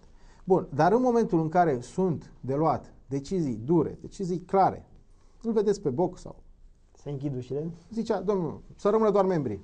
Da. Cei care nu sunt membri să simt, ies afară, să încuie ușile, câteodată să mai lasă și telefoanele afară și se discută punctual problemele grave, problemele serioase. Și aici vorbim de, ce să vă spun, dumneavoastră vă dați seama că dacă noi ne spargem ca și județ, deputații din Sud nu vor mai exista la noi, adică vom vedea pe Piatra Olt, acum există un deputat, nu? Parcă, nu? Bobeș. Dar acum, Pe cu colegiu, acesta, da, pe colegiu... nici măcar nu va mai putea candida acolo dacă nu are domiciliu pe Piatra Olt. Adică va fi un haos total din punct de vedere politic. Și asta, vă repet, datorită lipsei de trecere a organizației PDL Olt la nivel central. Pentru că dacă noi am avea măcar un om plasat undeva într-o structură, am putea avea acces la niște informații și am putea face dinainte cărțile. Și ar putea da cu pumnul în masă. Ar putea ridica mâna când... Sau nu, Deci de la PDL, eu am râs atunci când mi-au povestit, Darius s-a dus, i-a strâns pe toți și zice, dom'le, eu mă retrag din candidatura de la el, mi-au cerut și mi-au promis că mă pun președinte la Comisia de Administrație. Pune râsul, zic, bine, dom'le, da, ok. O să vedeți voi și pe asta când o zbura porcul, pe românește. Numai dacă stau să mă gândesc la ce oameni influenți în administrațiile locale există mult, vă dau exemplu doar de 3. Gheorghe Flutur, dar mă rog, Gheorghe Flutur avea funcție. Nu, Flutur este prim vicepreședinte. Pinalti avea funcție? Pinalti are și el, era vicepreședinte, da. Așa, deci Pinalti era. Florin Popescu de la Dâmbovița și el are funcție, nu? Da, este și el. Vorbesc de 3 greuceni, ca să spun așa, care erau mult înainte, adică cu mult mai multă trecere decât are domnul Darius Vâlcov la nivel central. Nu comparați, auziți, păi nu, dumneavoastră comparați vreodată pe Pinalti, pe Ștefan de la Piatra Neamț cu Darius? Păi nu faceți niciodată comparația asta, o comparați vreodată pe Flutur sau comparați vreodată, deci nu faceți chestia asta, e o comparație între un elefant și un purice. Am vrut să arăt ce înseamnă un... Păi, dar, auziți, uitați-vă, presa a scris, presa națională, cum s-au împărțit banii și câți bani au luat primăriile din Piatra Neamț, din județul Neamț. Cei mai mulți. Cei mai mulți bani au luat pe această reorganizare. Știți că s-au dat niște bani acum, că primăriile săracele de primării n-au bani să-și dea salariile și s-au dat. Păi județul Olt a luat ceva? Mă refer la primăriile PDL, nu la primăriile PSD. N-au luat nimic. Au luat niște frunze. Au luat 3 miliarde la 75.000 de euro care era pe presă. Deci fiecare parlamentar are dreptul să dea 3 miliarde în primăvară și în toamnă, ca să-i mai țină aproape, le mai dă câte 3 miliarde care îi împart la... Și așa s-au adus banii. Și să stea în bancă la moțiuni. Nu, dar iară va veni Daniel Bărbulescu și se va lăuda că a adus bani. Nu, ăia 3 miliarde cu 36 miliarde pe an nu sunt bani aduși de către un parlamentar, ci pur și simplu sunt bani care vin automat de la guvern. Dacă ești în axul puterii, ți se dau acești bani ca să-i împarți la oamenii tăi. Domnul Diaconu, ce înseamnă 6 miliarde de lei vechi? Nu vorbesc de Slatina, că pentru Slatina nu înseamnă nimic. Dar ce înseamnă pentru o comună? Pentru comună înseamnă bani mulți, dar pentru Slatina înseamnă dobânzile pe jumătate de lună. Nu, poate 3 săptămâni. Poate nici atât. Nu, dobânzile pe 3 săptămâni. Da. Astea sunt ce plătește Volt. Adică sunt niște sume imense. Concluzia este simplă și tristă. Dacă nu ai pe nimeni la București și nu ai trecere... Concluzia știți care e? O să trebuiască în curând, dacă lucrurile merg din ce în ce mai rău din punct de vedere economic, angajații primăriei să-și scrie BCR Erste, știți, să devină sponsor oficial BCR-ul, pentru că... Reclamă. Păi nu, dar asta e, din câte știu eu, primăria Slatina este împrumutată la BCR Erste. Deci, asta e realitatea, acolo sunt împrumutați. Deci angajații primăriei o să trebuiască, bine, salariile primează, știți, dar o să ajungă ca să fie foarte greu de achitat dobânzile, să știți, nu râdeți că e groasă, știți? Să vă întreb ceva, că tot am ajuns la gluma asta și la situația sinistră. Ce se întâmplă cu o primărie când nu-și poate plăti asta, îi execută ce ia? Ia o stradă, ia... Nu, se pune gaș pe impozite. Pe cont, da, exact. Adică și veniturile se trag de pe bancă și sănătate. Pentru că ei calculează 20% din valoarea totală a bugetului. Adică pe an 20% masiv se ducă... Da, problema Slatina e că se duc 20% pe 20 ceva de ani. Pe 20 de ani. Adică avem de... Doamne ferește, nu doresc să se întâmple acest lucru, că ar fi tragic. 400 de ori bugetul Slatinei. De 4 ori bugetul Slatinei. Ar fi tragic, s-ar ajunge la... De 400%. Da. Păi nu, asta e realitatea. Deci nu înseamnă că în următorii 20 de ani, din 20 de ani, 4 ani, total 4 ani, muncim pentru bănci. Eu sper și am să zic, o rază de speranță de la un partid care nu există în zona noastră de sud a țării. Mă rog, deși prin Volt am înțeles că exista pe undeva un primar care a trecut la UDMR sau care vrea să treacă. Nu, deci, e vorba de Murguleț. Eu în UDMR am încrederea pentru că UDMR-ul, fără ca să fi crezut vreodată că UDMR-ul va face și va lua, adică va forța niște măsuri de dreapta, spre deosebire de partidul de guvernământ, care nu le-a forțat deloc. Să știți că, paradoxal, UDMR-ul, eu UDMR-ului, vreau să vă spun că fără să vreau ca să leg lucrurile, fără să vreau am avut de a face să lucrez cu secretari de stat și miniștri de la, să mă cunosc și să lucrez în anumite puncte pe diferite... Da, exact, de membri ai Uniunii Democrată a Maghiarilor din România, UDMR-ul, da? Vreau să vă spun că aceștia au fost mult mai corecți, sunt oameni din punct de vedere serioși. Nu, din punct de vedere al cuvântului, vreau să mă credeți, dacă te duci și vorbești cu unul UDMR-ist o chestie, bine, nu zic că toți sunt la fel, dar nu vreau să dau nume, dar discutăm cu ei, știți? Și când te duci și vorbești punctual și explici care e situația, vreau să vă spun că se rezolvă problema. Deci nu există așa ceva. Deci vreau să vă spun că banii, spre exemplu, la Cungrea, la noi și în alte părți, s-au luat banii pentru canalizare de la Fondul de Mediu, de la Laszlo Borbeli, care este primar, care este ministrul UDMR. Deci o chestie foarte... Și omul s-a ținut de cuvânt și a punctat și a dat acolo. Că dacă nu, după Darius Vulcov, nu l-am nici pe aia. Adică nu s-au luat nici aia în județul. S-au dat niște bani pentru canalizări, pe Fondul de Mediu. Bun, deci vreau să vă spun că noi ce am putea să le reproșăm ca și români este aceea că sunt prea uniți sau că își negociază foarte bine. Dar problema nu este a lor, să știți, este a noastră. Exact. Pentru că, exact, ei știu să-și negocieze foarte bine punctul și și-au obținut acolo, sunt la un pas de a-și obține și autonomia culturală sau poate chiar teritorială. Sunt la un pas, să știți, pentru că negocierile astea sunt foarte dure cu UDMR-ul. Iar noi ne dăm la coaste și la joale. Deci singura problema UDMR-ului acum este apariția partidului Laszlo Tokes. Dar din câte știu eu pe cei de la UDMR, să știți că vor avea capacitatea să treacă peste aceasta, pentru că dacă Laszlo Tokes în 2012 nu obține un scor frumos, dispare automat și ca nume și ca partid. Să știți, deci e un joc foarte periculos care se face și Tokes. Deci în condițiile astea... Dacă nu intră în Parlament. Păi da, dar nu, un scor frumos, că dacă intră în Parlament e automat. Deci un scor frumos, adică măcar să aibă și el un 2 ceva la sută. Dacă are 3% era artist deja. Dar dacă are un 2% și ăștia să tragă și ei un 5%, adică să-și împartă undeva, să vadă că sunt un pericol, atunci ar fi o chestie. Dar eu nu cred că vor fi, pentru că UDMR-ul, să știți, că are o capacitate fantastică de a se coagula. Se mobilizează și ce mai admirat la UDMR e tot la fel prin prisma reprezentanților acestei formațiuni politice, miniștrii, parlamentarii, îi vedeți și la televizor. Unde sunt oameni pregătiți, educați și competenți.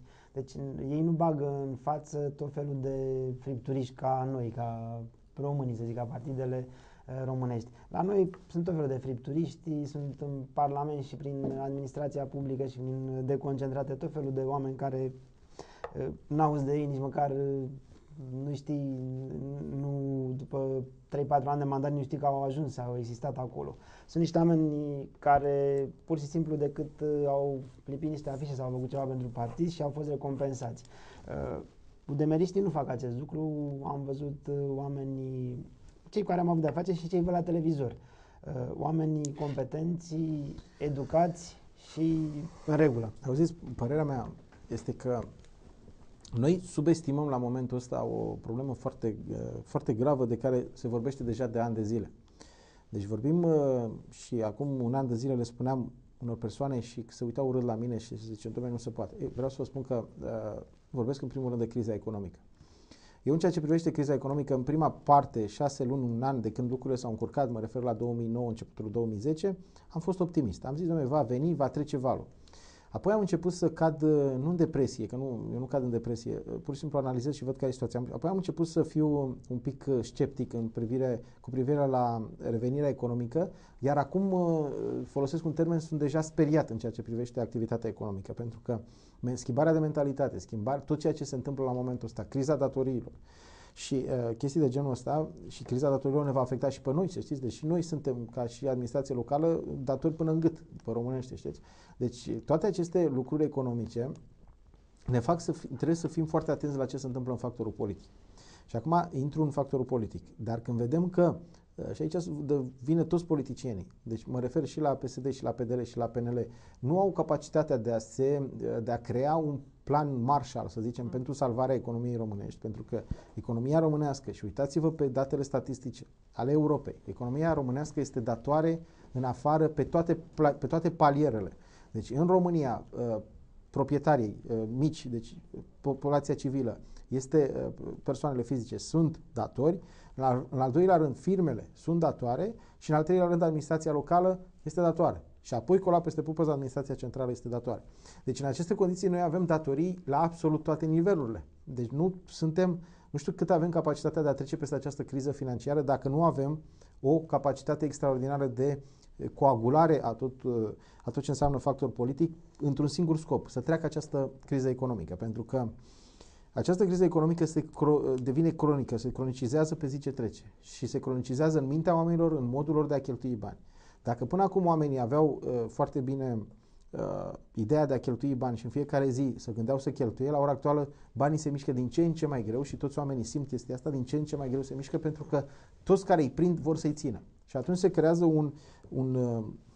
o reacție în lanț, agresivitatea în recuperarea banilor, fie că este vorba de stat, fie că este vorba de bănci, creează o psihoză, pentru că cei care sunt datori la bănci 2, 3, 4, 5, 10 milioane, rate scadente, sunt sunați de 10 ori pe zi de către bănci, plătește datoria, automat că se creează o reacție psihică a omului, automat că acela se duce peste angajator, dom'le, vreau salariu, vreau nu știu ce, nu întârzia, automat se creează, să știți, niște reacții foarte dure și automat omul acela nu se mai gândește să cheltuie bani, se gândește primul să-și plătească datoriile, se gândește să facă alt sau să țină banii efectiv, să nu plătească nici ela, să zică, dom'le, ce-mi fac ăștia? Și atunci o să ajungă la niște blocaje economice fantastice. Eu zic că, din punct de vedere economic, vom avea o iarnă extraordinar de grea și urmată de o primăvară care va fi cel puțin la fel de grea, dacă nu chiar și mai grea, pentru că în decembrie-ianuarie lucrurile se vor încetini spre oprit din punct de vedere economic din cauza sărbătorilor de iarnă și altor factori externi. Apoi repornirea lor va fi extraordinar de grea sau, ce să vă spun, poate economia va porni undeva până aprilie-mai cât de cât să se miște. Deci problema noastră ca și stat este acela că zona politică ar trebui să-și dea mâna, să facă măcar liniște un pic, pentru că nu speculând așa lucrurile vor face treabă și să rezolve un pic sau să pună fiecare mâna să rezolve un pic criza economică, urmând ca apoi la alegeri fiecare să-și vină cu un program și să vadă care este mai bun. Dar, pentru moment, problema cea mai gravă a noastră este această criză economică care se adâncește și agresivitatea în recuperarea banilor, fie că este a statului, fie că este a băncilor sau altora.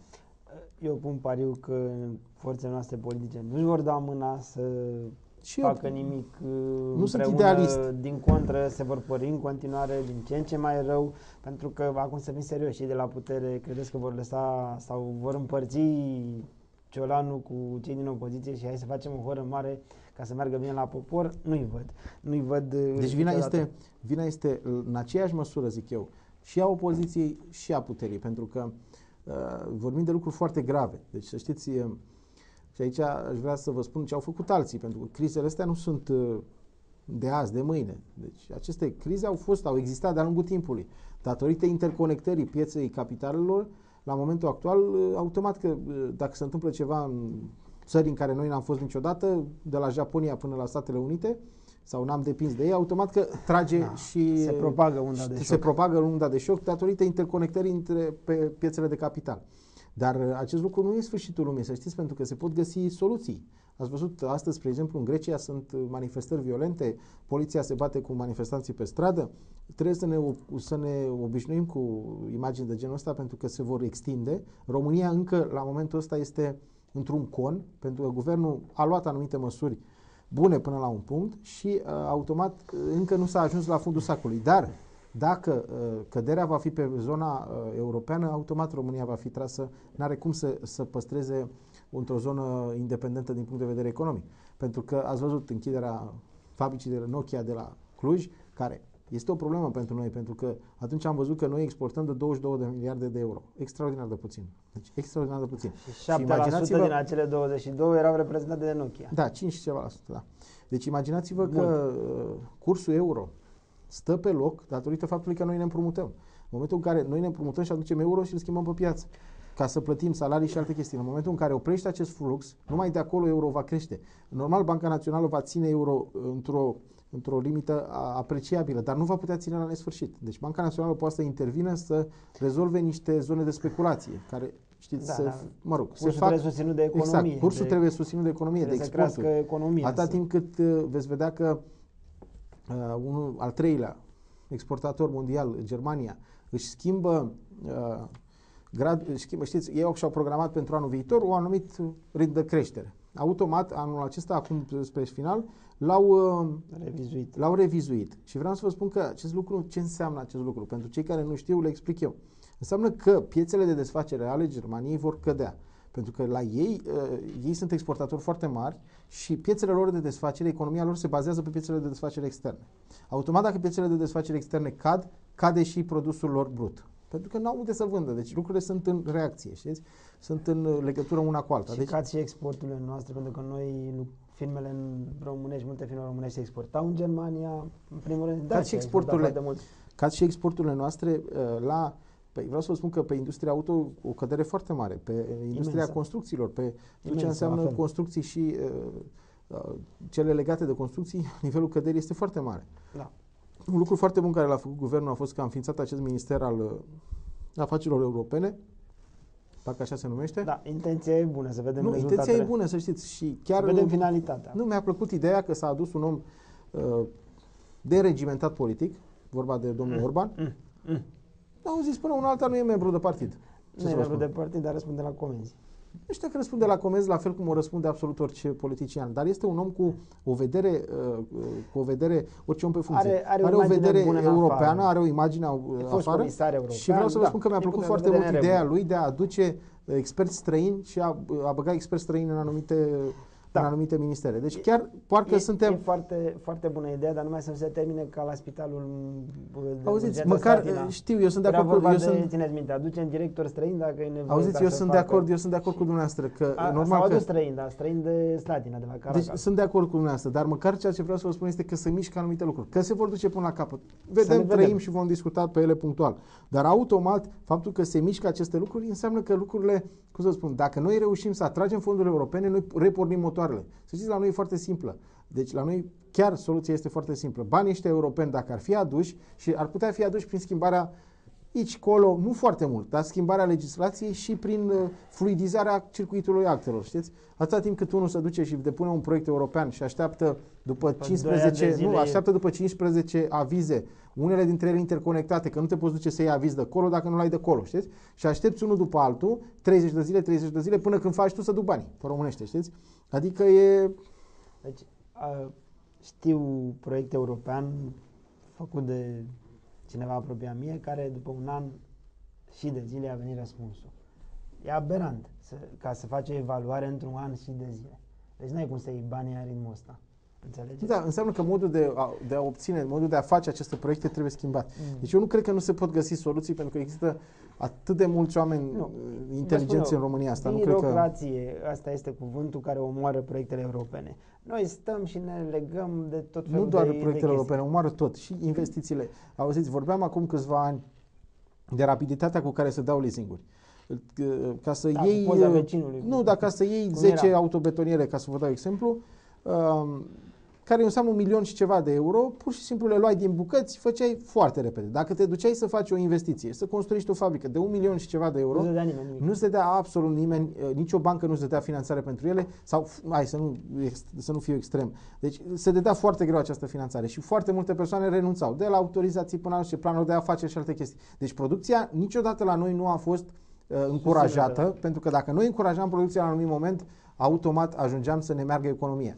Auziți, noi ajungem, vă dau de exemplu din domeniul meu, păi știți câte case, câte sute de case, câte mii de metri cub de cărămidă au fost importate din Serbia. Deci eu nu cred că noi nu avem capacitatea de a lua un pământ, a-l trece printr-o presă și a-l trece printr-un cuptor ca să faci cărămidă, că asta e cărămida, să știți. Deci noi nu suntem capabili și deci costurile noastre sunt atât de mari încât aduci cărămida de acolo și este mai ieftină decât în România. O pui pe barge, o descarci undeva la sud, acolo în porturi și o aduce mai ieftină. Deci mi se par niște lucruri total aiurea, pentru că vorbim de cărat cărămidă. Noi ne uităm cum Gresia din Italia e mai ieftină decât aia din România și adusă Gresia din Spania. Păi cât trebuie să meargă pământul ăla din Spania, care Gresia tot la fel, este pământ presat și vopsit. Nu e altceva, că îți trebuie tehnologie, într-adevăr îți trebuie tehnologie, dar putem să finanțăm noi producători români și sunt multe alte, cum să vă spun. Da. Oțel beton adus din China. Păi cum adică oțelul beton, bun, hai din China, să zicem ca o economie specială. Și noi avem cel puțin două combinate. Dar oțel beton adus din Turcia, să știți, spre exemplu, foarte mult. Adică oțelul, fierul nostru vechi, există foarte mulți arabi în Constanța care cu asta se ocupă, tot fierul nostru vechi se duce și se întoarce după aia, adică pleacă la 300 de euro tona, 300 și ceva de euro și se întoarce la 700, știți, la 800 de euro. Ce? Nu faci decât să-l pui, să-l topești. Să-l topești și îl treci într-o... Da, tragic e că noi avem capacitatea de producție este existentă în domeniul ăsta. Există acele combinate și tragic este că n-am avut niciodată o strategie. De asta am vorbit de faptul că politicienii ar trebui să mai lase un pic. Pentru că știți ce se întâmplă? Când n-ai ce conduce, degeaba te bați pe el. Când n-ai ce conduce, efectiv, pe românești, știți? Ce conduci, dacă nu există? Păi, da, aici aveți mare dreptate, că mă gândesc la cei doi șefi de partid, la domnul Vâlcov și la domnul Stănescu, care au semnat acel protocol și au dat mâna ca să conducă spitalul. Dacă se va realiza acea reorganizare și cu împărțirea în două, nu va mai avea nici organizație județeană, nici pe ce se bată, nici pe ce se împartă. PSD-ul, vreau să vă spun că în interiorul lui fierbe la momentul ăsta. Pentru că efectiv sunt alianța asta la Olt între PDL și PSD, de fapt este o alianță între doi oameni care s-au întâlnit și le e bine împreună. Și vreau să vă spun iarăși salut pe echipa de fotbal Alro, pentru că în ultimele au reușit să-și revină și au punctat un pic. Și acolo vedem cu FC Oltul, Piatra Olt, FC Olt Slatina, care joacă la Piatra Olt, mănâncă bătaie una după alta. Dar și aici e vorba de politică, știți? Au luat un punct sau au câștigat un Parcă, dar nu pot să... Și aici e vorba de politică, nu mă interesează, dar știu că am auzit o discuție. Da, dar e de râs. Râdeau niște cetățeni, ziceau că parcă au luat un punct sau au câștigat. Deci dacă vrei să vezi coada clasamentului, sunt echipele, știți, dacă întorci clasamentul, sunt primele. Nu, dar aici e o chestie foarte interesantă, apropo de bani publici. Actualul FC Olt, cum îi spune, este fostul CSM, Slatina, da. Este fostul CSM, da. Care a fost promovat din divizia C în divizia B pe bani publici, pe banii și dat cadou de Vâlcov, și dat cadou de Vâlcov, primarul municipiului Slatina, către contracandidatul de la PSD, Marius Oprel. Contracandidatul a anunțat la momentul ăla. N-am înțeles logica, de ce trebuie să cheltui, nu știu, s-au cheltuit 18-20 de miliarde. Nu, 20 de miliarde s-a dat pe sezon, atenție, s-a ajuns la 1 milion de euro pe an. Deci de ce s-au cheltuit banii aia pentru ca pe urmă să o dai cadou? N-am înțeles. Nu, dar auziți, să o dai cadou. Mă depășește. Auziți și cu datul ăsta cadou. Eu sunt de acord la un moment dat, dom'le, nu mai poți să o ții. Nu mai se întâmplă nu știu ce. Bun, ok. Dar o vindeai, luai niște bani pe ea. Nu neapărat că o vindeai, dar rămâneai în ea acționar cu o parte, venea altul, mai aducea și la bani, mai puneai și tu ceva, dar cum să spun, din două echipe, cum era CSM-ul și cu Alro. Alro a rămas la fel, CSM-ul s-a dus și s-a făcut FC Olt Slatina, care joacă la Piatra Olt. M-ați înțeles? Aceste două echipe, poate nu, ascultați-mă, poate Consiliul Județean, Primăria Slatina, alți sponsori, că nu ăștia de la Piatra Olt sunt capabili să țină o echipă la un nivel foarte înalt. Alte firme mai puternice. Acestea, dacă își dădeau mâna și ieșea o echipă care, măcar, știți cum e, să nu fie de la jumătate în jos, adică să fie o echipă care să stea acolo deasupra, știți? Să facă o figură frumoasă. Să facă cât de cât o figură, știți, adică să merită să te uiți, dar la ce e acum nu merită. Și plus de astea atacurile astea politice între Vâlcov și Ciugulea, cu echipa că nu dau bani la Arlo cât e Ciugulea. Acum plecă Ciugulea să întoarță Ciugulea, din câte am văzut eu, și cred că e mai bine cu Ciugulea decât fără Ciugulea. Adică nu cred că asta e tot. Mă rog, Nu, acolo sunt niște orgolii, sunt niște... N-au nicio treabă, deci n-au nicio treabă ce se întâmplă polițe, Nu, probabil, vă spun eu, ce cred eu, domnul Darius Vâlcov îi poartă domnul Ciugulea o pică și probabil că nu poate să-și revină, pentru că se aduce aminte că domnul Ciugulea n-a vrut să facă Consiliul Județean și să facă majoritatea împreună cu dânsul și probabil că nu-l iartă de atunci. Ce Consiliul Județean? La 2008 la Consiliul Județean, în 2008 la Consiliul Județean, eu am discutat cu senatorul Toma și cu Stănescu, vă și spun în casă la cine, nu mai contează, am discutat în noaptea alegerilor o alianță între PDL și PSD. Și știți ce mi-au spus cei de la PSD? Dom'le, dacă ar fi să o facem cu tine, o facem. Cu ăla nu o facem, că nu avem încredere în el. Punct. Ce să mai zici mai departe? Dar până la urmă au făcut-o.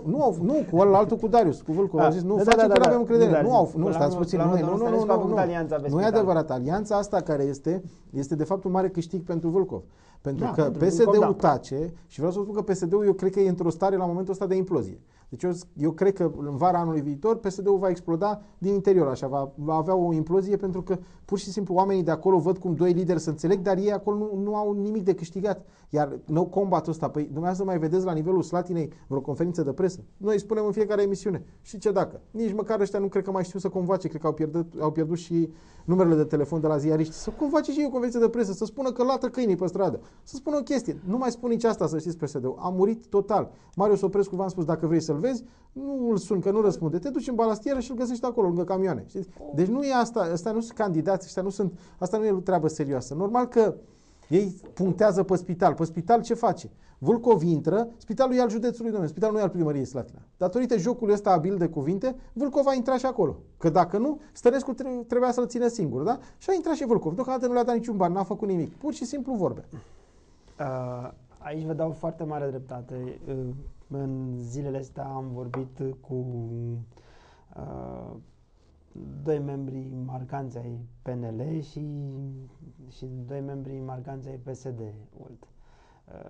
Starea de nemulțumire și în PNL și în PSD este nu mare, foarte mare. Nu, urmează o implozie, deci fără niciun fel de exagerare. În PSD deci cât pare de ciudat. Urmează o... Pentru că și pe cei de la PNL ne mulțumește enorm această colaborare și faptul că ei se văd cumva dați la o parte din ecuație și atunci un lucru care din punctul meu de vedere este foarte, foarte grav pentru PSD și pentru USL. Am auzit chiar niște vorbe de ce să tragem acolo. Adică un non-combat. Noi tragem cu aia noștri și restul să fie sănătos PSD-ul, să fie sănătos și Consiliul Județean, nu ne interesează. Auziți, Consiliul Județean, vorbim foarte deschis și dacă vreți vorbim politic, deci cu cifre. Vin, dacă vreți, în emisiunea următoare și vă iau rezultatele la ultimele alegeri. Și să vă răspund de Consiliul Local. Deci USL-ul visează, dacă vă aduceți aminte, câștigă majoritatea în Consiliul Local. Visează cai verzi. Visează cai verzi, sunt frumoși. Deci sunt maronii spre o anumită comună, o chestie, o culoare care mai miroase, știți? Deci asta este, cum să vă spun, deci sunt duși, nu vreau să intru în detaliile astea, că nu se spun pe post. Dar gândirea lor nu prea are treabă cu realitatea. Deci USL-ul pe Slatina, la momentul actual, ia majoritatea când eu îi fi popă baptist și ras în cap, știți? Deci n-am cum să ajung vreodată baptist și ras în cap. Bun, mai contează, n-am nimic cu baptiști.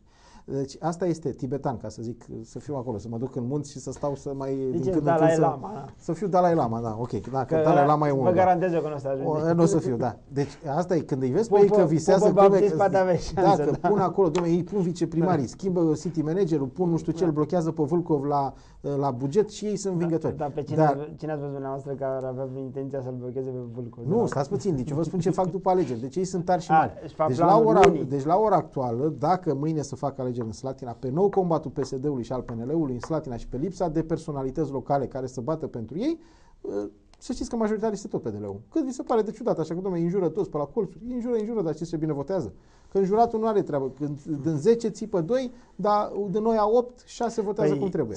Sincer, acum și vorbind cinstit, iarăși ca un simplu privitor, dacă PDL-ul va merge cu Darius Vâlcov și mă îndoiesc că nu va merge cu altcineva, iar USL-ul va merge cu domnul Marius Oprescu, nu văd cum domnul Marius Oprescu ar putea să depășească 10%.